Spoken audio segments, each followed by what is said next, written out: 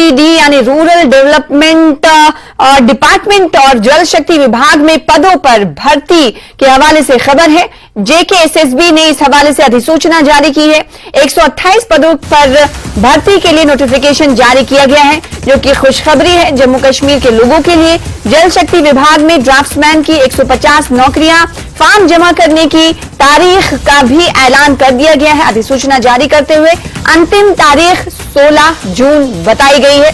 हमारे साथ हमारे संवाददाता शब्बीर में जुड़ रहे हैं इस खबर पर ज्यादा जानकारी के लिए। ज्यादा जानकारी के साथ एक बहुत बड़ी खबर और अहम खबर है शब्बीर, जम्मू कश्मीर के युवाओं के लिए राहत भरी खबर कि RDD और जल शक्ति विभाग में पदों की भर्ती निकली है। कैसे प्रक्रिया शुरू होगी, इस हवाले से जानकारी।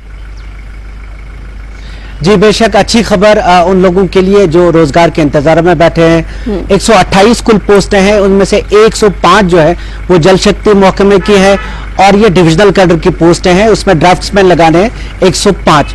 अच्छी खबर क्योंकि रोजगार के ताल्लुक से यहाँ पे काफी लोग इंतजार में रहते हैं और 1 महीने का वक्त दिया गया है।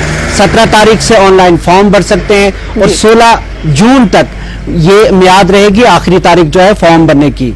लेकिन साथ ही ये बताऊं कि परेशानी भी, क्योंकि 16 मार्च के बाद जब से एपटेक का मामला चला है तब से अभी तक कोई भी CBT टेस्ट नहीं हो पाया है।